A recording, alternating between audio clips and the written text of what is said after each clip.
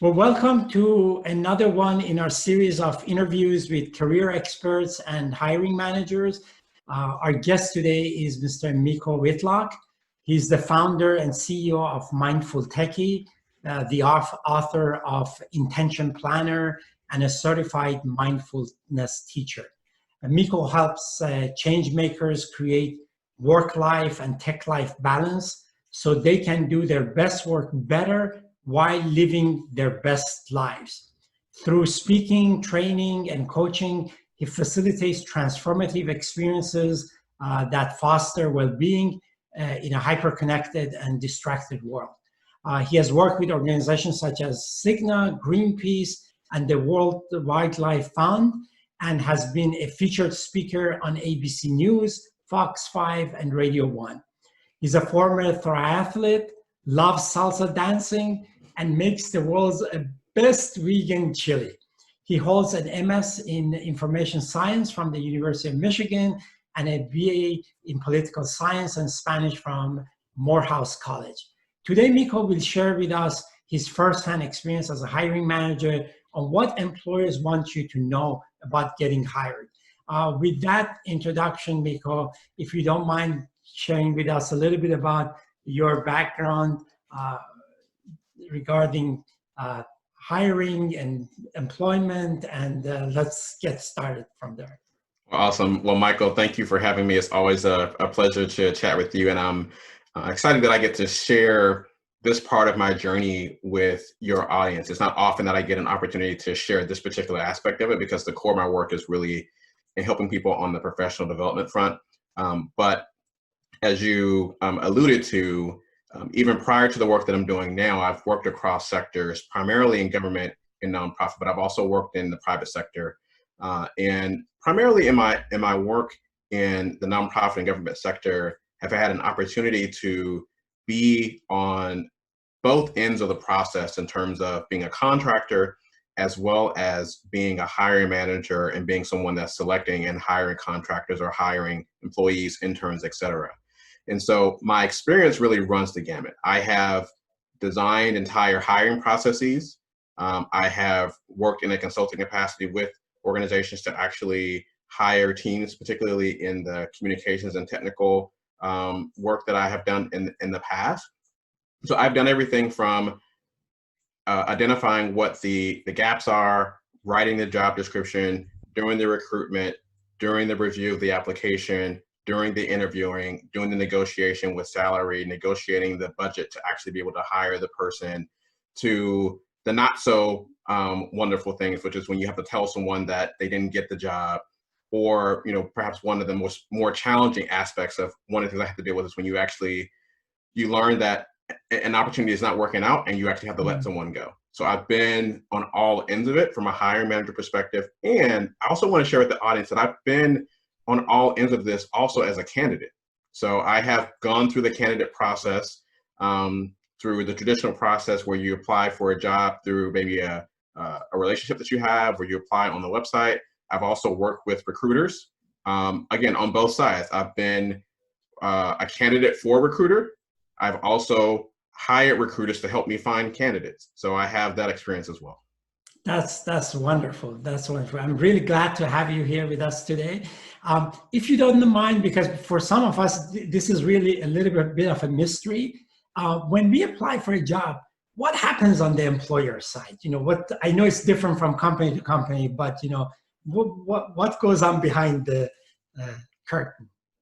So yeah, so it does vary from company to company, but generally what I have seen in my career is two things. So depending on the size of the organization, smaller to medium-sized organizations might be in a situation where the person who's actually going to be supervising you is actually directly involved in the hiring process. They're actually the hiring manager. So there's a filtering process whereby their application perhaps comes directly to the hiring manager, perhaps as it goes through another layer of sort of review. So that's generally on the small to medium size that I've seen. So in my case, working for a small, medium-sized organization, when I first started out, one of my first roles where I was actually charged with actually building my team, because I was the first full-time hire for that particular role. I was actually the one when you applied, and when the instructor said to email your resume and cover letter to this address, it was forwarded to me, and I actually got your application directly. In medium-sized to larger organizations, things have may typically be more sophisticated than that. And so generally, at a minimum, you're probably going to have an equivalent of an HR person or HR department that is going to be reviewing your application at a minimum to not qualify you for the position necessarily, but to determine if what the hiring manager or department needs actually matches what you have on your resume. So they're not necessarily reviewing it to see if we're going to hire you. They're reviewing to say, okay, well, if the job description says this person needs to have this type of degree and this many years of experience, does the resume cover letter application indicate that? If so, if yes, then send this over to the next stage of the process, which is generally the hiring manager or the panel, depending on the level of the position and how sophisticated the hiring process is for that organization. So those are, in my experience, the two. Actually, that's not true. So that's I gave you two scenarios. A third scenario is when you have a recruiter involved, right? So with the recruiter involved, sometimes you may not actually know as a candidate, you might not actually know who the company is, right? They might say, we have a role at this type of company, and this is the type of team that you'll be working with. And they might send your resume in blind. And actually, the first stop there is actually the recruiter.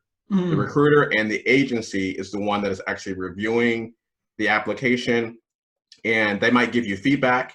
And in my experience, it's to your advantage to really be forthcoming with the recruiter, because they're there to help you, because by helping you, they help themselves, right? And in many cases, they get a percentage of your first year salary, for example, on top of whatever the company is going to be paying you, right? As part of their fee. So they want you to get hired, and they want you to stay in the role. They want it to be a good fit. And so there's going to be some back and forth with them first. I remember one of my first experiences working with a recruiter. They helped me with resume prep. We actually did mock interviews. Oh, that's wonderful. Yeah. So that could be the first part of the process. And then you sort of, once you're actually connected to the client or the organization that you're actually going to be interviewing with, then that's another step in the process. But that's just sort of a broad overview of the different types of experiences I've had. Yeah, that's wonderful. Thank you. And the other question that now that you shared with us these different variations, if there is a universal guideline for candidates, what is really the most important thing out of all the advice and guidelines that you have that candidates should keep in mind in terms of what the employer is looking for and what they should do about it? I think one of the very first things is really, before you even start the process, is being intentional.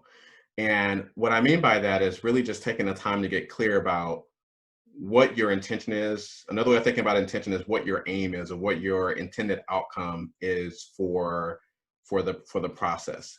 And once you're clear about your intention or your aim, or what the intended outcome is, that is going to influence everything else that comes forward in the process. It is going to determine the type of organizations that you apply for. It's going to determine things like, what mix of benefits and salary makes sense for you. Are you willing to relocate? Do you want to work from home versus working in an office?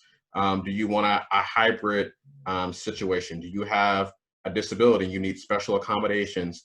All of those things are going to be determined for you up front when you get clear about your intention.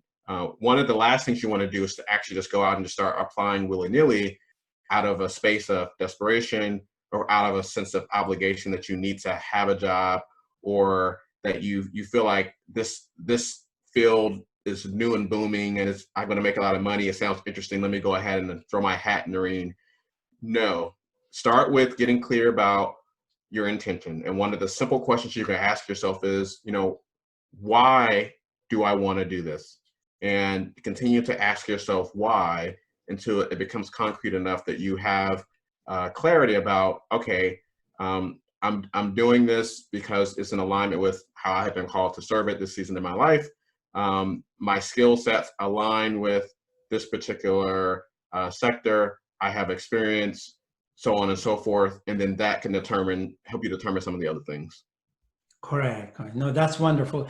I'm going to switch gear here a little bit and Sure. ask a completely different kind of question. As you know, we are living in a time that there are so many things are happening in our society, Yes. political, social, and, the job search by itself is a very stressful process. You want to have focus and you want to just go about it, as you said, be intentional, know what you're looking for, and then kind of work towards that. But with everything else that is happening in our society, and some of them truly impacts people at a very individual level, it makes it sometimes hard for people to keep away from all those distractions. Do you have any thoughts or recommendation about how, once we become intentional, to kind of stay the course and keep our eyes on the prize, so to speak? Yeah, so I think one of the first things we can do whenever any type of change or crisis or disruption is we're experiencing in our life is to simply acknowledge it. I think that's the first place to start, to simply acknowledge it. Because if you don't acknowledge it and you pretend like it doesn't exist, and you try to power through, you actually give more energy to it and it becomes a bigger distraction Mm, toward sort of taking you away from, as you pointed out, getting to that prize, right? Getting to the ultimate goal of the aim of the intention that we talked about earlier, right? So the correct. first thing is really just acknowledging that what's happening, acknowledging that, for example, that maybe you are exhausted or you're concerned, you're overwhelmed by what's happening in the political process, you're overwhelmed or exhausted by what's happening, the latest in the news, for example. And if there's something that you need to do in order to take care of yourself, perhaps watching less of the news, right? Making a concerted effort to say, you know what, I need to be informed. And so I'm going to find a way to stay informed, but I'm going to limit my intake so that it's not impacting me negatively in terms of in my emotion, in my mental state. So I think that's the first part of the process. The second part of the process is, once you've acknowledged what the challenge is, the second part of this process is to really focus on what you have control over. So much of the worry that we have that comes from what you just talked about comes from worrying about things that we really have no control over. And in that sense, worry is really useless, right? It's just wasted energy. Worry only serves us if it brings our attention to something that we can actually take action on in that moment, right? So if you have no control over and you have no impact over, you can't do anything about what's happening in the news or what's happening in the political system, other than doing your small part, which might be voting, for example, maybe making a donation to a charity that's working on a particular cause or whatever it might be. Or maybe it might be writing a social media post, making Mm, people aware, whatever it is. Once you have done that, whatever your part is, it's time to shift your focus to what you actually have control over. And what you have control over goes back to what we talked about at the top of the conversation, which is setting your intention and then setting your activities to align with that intention so that you actually get to your ultimate outcome. correct. No, that's wonderful. Thank you so much. That's one advice all of us in whatever capacity can benefit from. So that, Absolutely. that's really great. Kind of going back to what we were talking about earlier about the intention, for the candidates to be clear about their intention when they are not. And we have clients who sometimes tell me that they have applied for like 300 jobs this week, and there's no way that there are 300 jobs that are a great match for them. So they're just going after quantity as opposed to quality. As a hiring manager, when you receive the applications, when you look at the cover letter and resume, how can you tell if this person is really focused on what they are after, and as opposed to just shooting in the dark, so to speak? I love this question because as a hiring manager, my last role, I worked for a medium-sized organization. So we had about 50 staff folks, and maybe more like dozens of contractors around the world, but for the most part, 50 core staff at our headquarters. And for an organization of that size, we would receive hundreds of applications for a position. So imagine if you're applying for a large, well-known corporate entity, right? And imagine how many more applications they might be receiving. So as a hiring manager, it at least when I first started, I was receiving those without any filter. So if you sent your email to the hiring at whatever.org, I would receive it. And at first you might think, well, if you're receiving hundreds of applications for the same position, this might be hard for you to do. But actually, it really wasn't, because you have the set of instructions. The set of instructions, in my case, say to submit a cover letter with that includes these three things, include a resume that reflects your experience, you know, et cetera. And so you're able to easily weed out folks very quickly just by doing a cursory glance, because I have a sort of a multi-part process, a three-part process for review. The first part process is I'm just doing a cursory review to essentially do a quality check to see if people follow the directions. 90+% of people don't follow directions. And so either they didn't include a cover letter, right? They didn't include a resume. It wasn't tailored, right? So I can tell that they just sort of pressed send. It wasn't customized, right, to the actual role or the position. There are typos. You know, if in this particular instance, you know, who I am as the hiring manager is on the website. So if you want to do the extra effort to show that you are actually paying attention, you can actually look my name up and actually address the cover letter directly to me. There are instances where people would misspell my name. I would be misgendered, even though like I'm easily Googleable and my pronouns are, you know, readily available and accessible. Exactly. So those types of mistakes would weed out about 90+% of folks on that first round. And then on the subsequent rounds, I could actually spend more time going in depth on the other ones that seem like they might be a fit initially because they actually followed directions, at least for the first round. Correct. Thank you. If you don't mind, I want to build on that question. Yes. just a little bit. When you get a cover letter that is not really, that they have not followed the instruction as you have provided those instructions, what goes on in the employer's mind? What's the interpretation there when you get the resume looks really great, but they have not really followed the instruction? That lack of following instruction, what's the interpretation? What does that do to the candidate, so to speak? Yeah. So I think here I have to qualify this a bit, because I think some hiring managers think differently.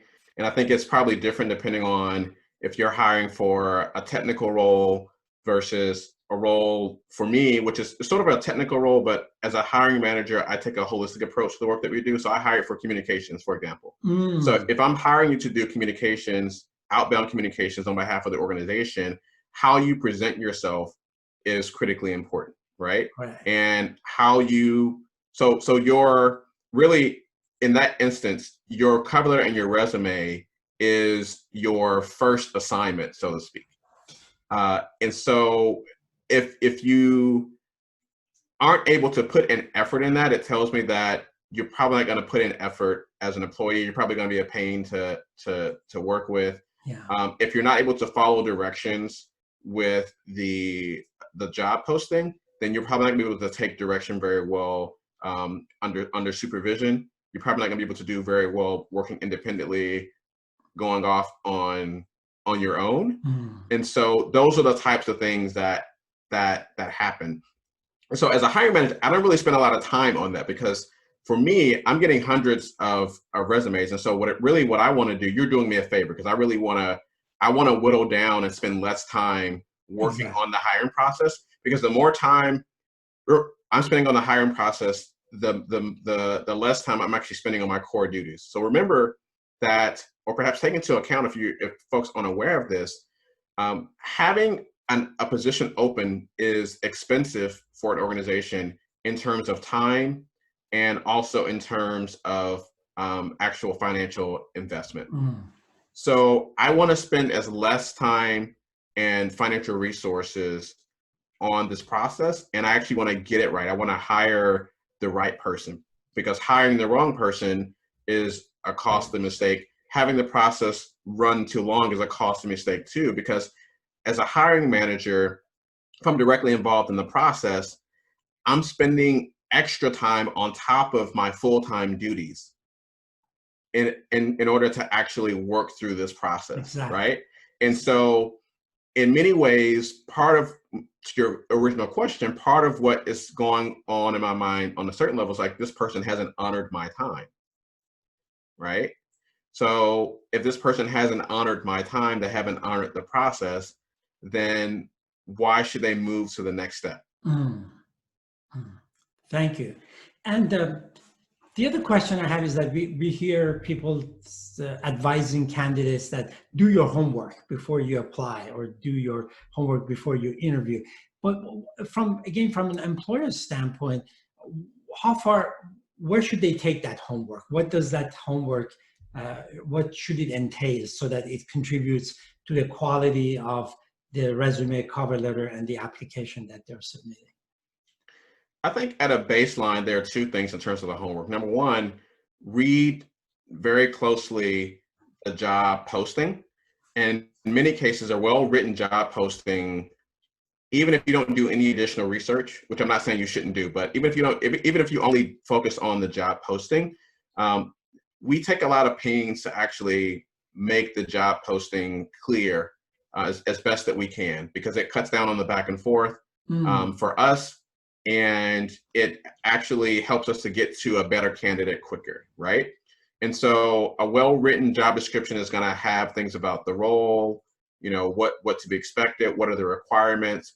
A well-written job description, in my opinion, will also have things about the values. Maybe it's a really quick snippet about the values of the organization, of the team, a little bit about the mission, right, and how this role sort of mhm. fits in. And so all of those things in a well-written job description are going to already be included. Now, if those things aren't included, the next step, which is I think part two of sort of the baseline research, is to take a look at the website. Take a look at the website, and there are, I would say, three things you want to be looking at when you're looking at the website. You want to find the about page, right? You want to learn a bit about the history, the mission, the vision, and so on and so forth, and learn a little bit about what's happening there. Take a look at the homepage. Generally, the homepage, or if there's a news section or a blog section, that's going to tell you what are the most current issues Mm, that mm. the organization is focused on, right? And this is an opportunity for you to shine in your cover letter, because then you can make your experience relevant, not to just the organization as a whole, but then you can speak to what's top of mind for the organization in this particular moment. Yeah. The third area that you want to look at is if there's a directory, right? You want to get a sense of, because in many cases, the job description is going to indicate who the department is and who you're reporting to, or give you some general information about that. That can be valuable information just to get a sense, okay, well, who else is on this team, right? And going back to getting clear about intention, doing this type of research can also help you to figure out if a job is actually going to be a good fit for you, right? Mm, Because the job description and the mission and those things might be aligned, but you might actually discover during your research on the website, oh, this organization actually doesn't align with that, like what they're saying doesn't actually line up with what I'm seeing on the website, for example. So if an organization says, for example, that they value um, diversity of thought, or they value racial diversity, but then you look at the picture of the staff on the website, and it doesn't reflect that, or you don't see that there is a diversity of viewpoints. If they're saying that they value, uh, diversity of thought in terms of the types of issues that are discussed and how they're discussed, then is that really an organization that you want to work mm. for, if that is something that's a really core part of what you're looking Correct, for in terms of your career opportunity? correct. No, that's wonderful. Thank you. The other thing I wanted to ask you, again, just staying on the theme of the resume, cover letter, and something that will also carry through to the interview.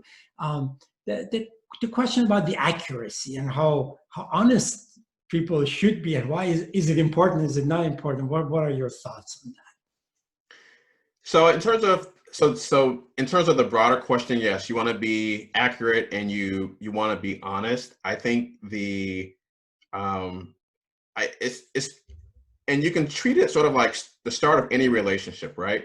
So you're not going to go on the first date and give, your entire life story, right? You're going to give a sketch, right? Right. And, maybe there are going to be some quirks that you have. And maybe those are things that you don't discuss on the first date, right? Like maybe those are, so you sort of getting to know each other.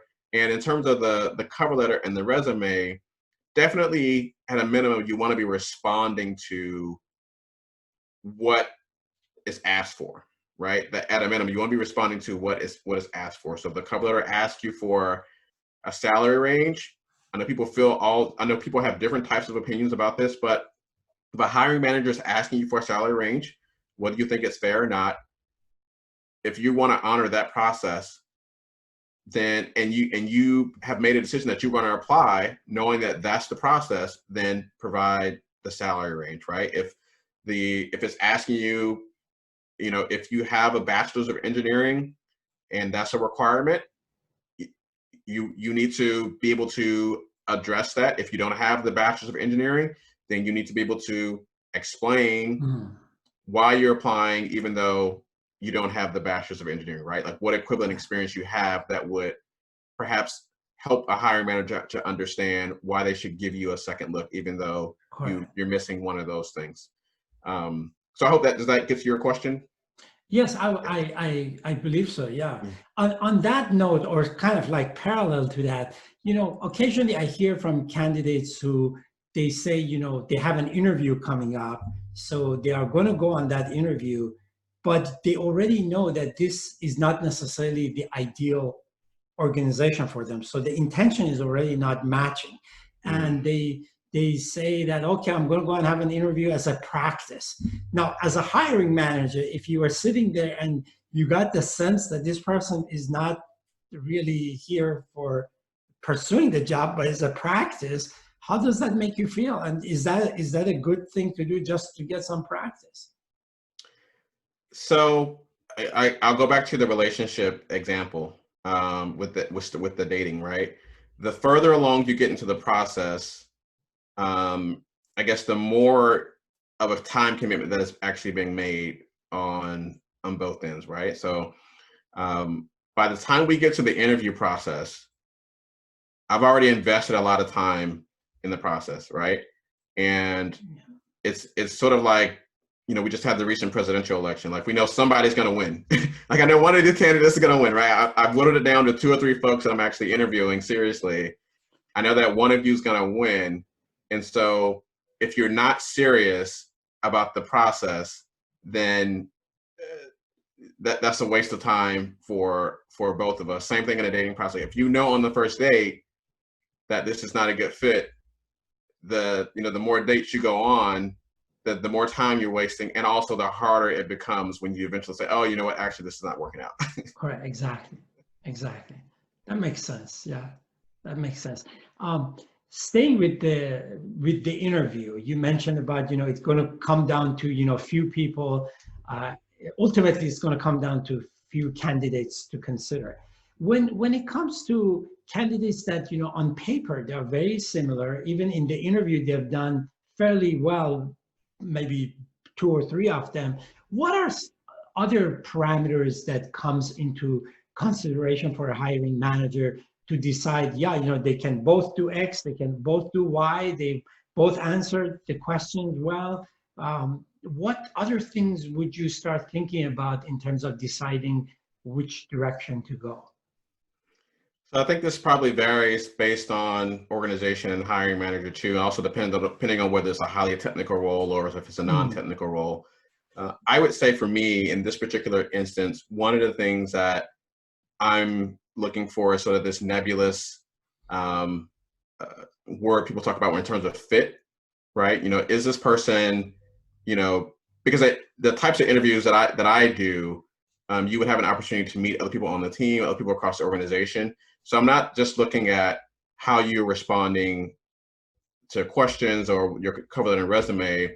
I'm looking at how you're gelling with colleagues, and I'm looking for feedback from them too. So I have my thoughts, but immediately after the interview process, after making a decision, I'm bringing everyone else who had an interaction with you into the room, and I'm talking to the HR manager. So how was the process? Was it a smooth process to schedule the interview? Were they flexible? Were they unreasonable? Did you have to reschedule? You know, if you're having them interview other people on your team, getting a sense from the team, what's your sense of, with person A versus person B, like what's your sense of what it might be like to work with them, right? Is this person a know-it-all?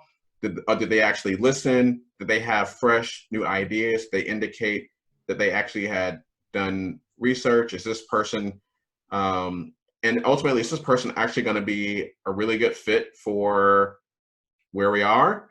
And in some cases too, particularly if it comes down to a decision being made by senior management or HR, it might also come down to in terms of competitive advantage in terms of just salary negotiation, right?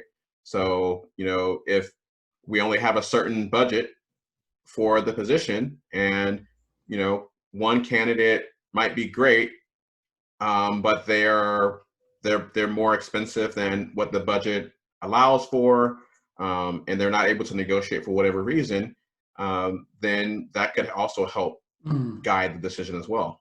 Excellent. So there are a number of factors that can contribute to that's how you great. make a decision at that state. Beautiful. Thank you. In scenarios just like the one you described, when in addition to a hiring manager, you have other folks within the organization also sit down and have interviews with the candidate, I know that the hiring manager probably has thought about certain questions that they want to ask the candidate. When it comes to the other members of the department or organization to sit down and talk to the candidate, to what degree are they typically instructed to look for certain things, or is it more just to see how the rapport works, or what are your experience in that? Sure. So I think this is one of those areas that it really varies by organization and by hiring manager. For me, if I am setting up interviews with other members of my team or other members of the organization, I want to make sure people are as prepared as possible. One of those reasons is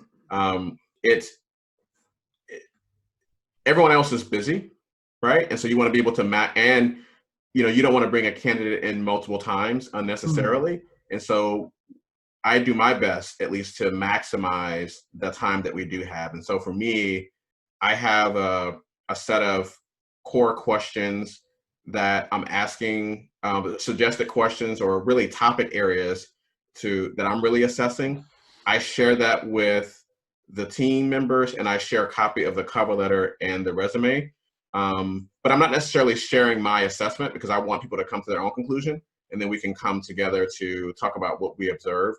And so those core areas are connected to, the person's background.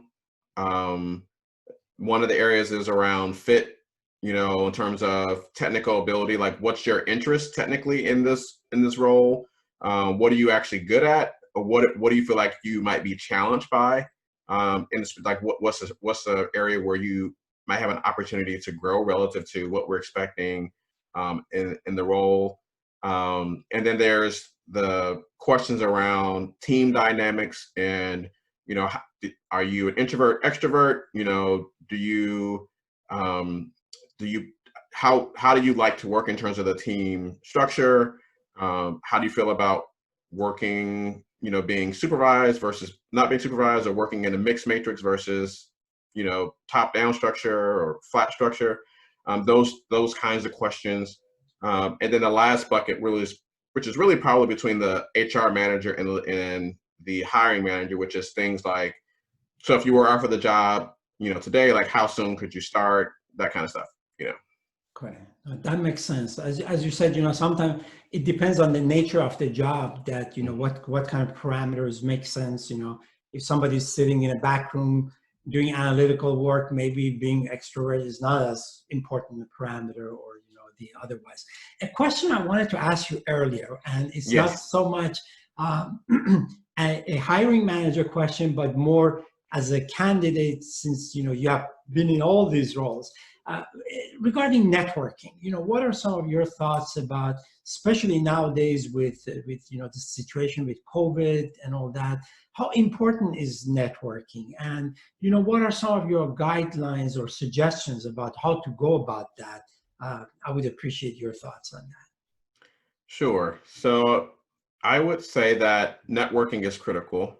When I think back over my career, I would say that the vast majority of my career opportunities have come through relationships that I've had or that I've developed.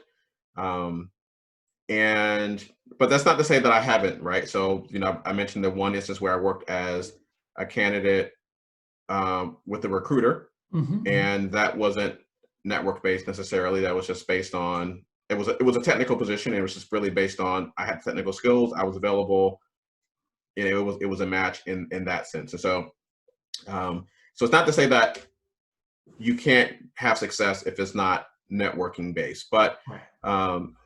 you want to be able to build those relationships. And my approach to this is really organic. I don't have like a system for this. Some basic things to start with is start with what you're actually naturally and organically interested in, right? So if you are in my case, a communications person, you're interested in nonprofit or government work, then it should be a natural fit for you to be a part of, whatever governmental or nonprofit communications groups there are in your particular area, either online now, given where we are in the world, or in person or hybrid or whatever it is. And it shouldn't, in my view, it shouldn't feel like you're faking it or that you're stretching yourself for like, oh, I have to go to this thing. It's like, no, it should be a natural thing because like, oh, this is something that you're genuinely interested in. Mm-hmm. And so you want to participate in it, right? So you try out a few things and you show up without expectation, right? Show up without expectation that you're going to get a job or that you're going to meet someone really important. Show up with the intention of actually developing genuine connections, and show up with the intention of being able to actually support someone else and help someone else make a connection, even if there isn't a direct impact or benefit from you. So getting into that mindset of being plugged into conversations where there's an opportunity to share. It's sort of very similar to how we're connected, right? So we're both part of an association. I mean, at least for my part, like there's no real upside for me in doing this interview with you other than to just share my wisdom, right? Like I'm not expecting to get anything out of it. If this can be helpful for folks that you're working with, that's great. I hope people get something from it. And if there's something else that comes from this connection, then that's great. If not, I'm reveling in the fact that we get to have this conversation and I get to share this wealth of knowledge that I don't often have an opportunity to share with folks. I think that was the most wonderful advice I heard about networking. Because, absolutely, because it really helps. When you put yourself in that mindset, it takes away the stress, even for people who feel they are like introverted and they don't want to do networking. But when you put it from that standpoint, that just got to be a natural thing when you're networking with people within your own trade. So I hope that all our viewers will really take that advice to heart, and that would be a great advice to all of us. So Absolutely. Thank you for that one. You're welcome. Want to go back now to where we left it with interviews. So Yes. People are done with the interviews. They are going on. It's they're done, and now we talk. People talk about some kind of a follow up. Thank you letter, emailed, etc. What are your thoughts on that? What are the things that would make a difference from the employer's perspective as you would look at two different follow-ups, so to speak? Absolutely. So definitely doing a follow-up thank you note or an email is a nice touch. It's not a guarantee of anything, but it's just sort of, it's sort of icing on the cake or cherry on top, right? It's just like you had a good interview, and on top of that, this person was responsive and they sent a thank you note, essentially appreciating the time and the effort in the process, like so on and so forth. and they did it within 24 to 48 hours. Those would be sort of the parameters. I think this is also the one time in the process where you can be in direct contact with the hiring manager or the HR manager, and it not be seen potentially as going around the process, right? Because in many cases, I mentioned we get hundreds of applications for positions, and so many organizations have policies in place around, we will contact you if we are interested, right? Please don't contact us. Please don't stalk us on LinkedIn or Facebook. Please don't call our home. Don't Google us. Don't try to bump into us casually at Starbucks or the grocery store. So, but after you've had the interview, after you've actually made the contact, that's one of the few instances in the process where I think as a hiring manager, it's perfectly okay for you to follow up and to simply, say thank you. And to maybe, if you haven't gotten clarity on this in the interview process, generally and when we ask you if you have any questions, if that part of the process hasn't been laid out to you in terms of the next steps, that's the time where you want to ask those questions. I would also caution people against using the thank you follow-up as an opportunity to have a part 2 of the interview. So not asking additional questions that create more work, because there are questions that you should have probably asked and thought about during the interview process. So that hopefully that encourage people to really put some forethought into the front end of the process before you actually get to the interview stage. Right. I totally get it. From what you're suggesting is, as you said, don't use the follow-up email for kind of continuing that questioning process. However, if you had observation during the interview that you felt would be valuable for the employer to know, would the follow-up email be a good place to just kind of make a reference to your thoughts or suggestions or recommendations to the employer? Yeah, I think that's an appropriate place, and keep it succinct. I think that's the thing, because again, we're talking about time into the process. So you don't, as a candidate, at least I wouldn't want you to do anything that's gonna slow down the process or that's gonna perturb the hiring manager, because now you're asking something that is probably unnecessary, that is going to require them to do research or go back to the HR manager. So you just want to be mindful of, is it necessary? Is it going to add value in terms of helping you to stand out as a candidate? Is it actually a legitimate follow-up to something that actually came up in the interview that perhaps was unresolved to a certain degree? You want to give some thought to that before you open up another line of inquiry. Got it. Okay. Well, thank you so much. I know that you have generously put more time in this conversation than we had originally planned. Before we kind of finalize, are there any other do's or don'ts that you would like to comment on? Again, I just want to underscore this importance of getting clear about the intention before you start the process, focusing on that throughout the process, and focusing on the quality as opposed to the quantity. You mentioned earlier about the person who's said they applied for 300 jobs this week, and I don't know what kinds of jobs these are. I don't know what the application process is, but in the types of hiring that I did, that would be particularly challenging to do, because you would have to spend essentially every waking hour doing research and customizing your cover letter and your resume to match that. And so they do that, right? Yeah. So you want to be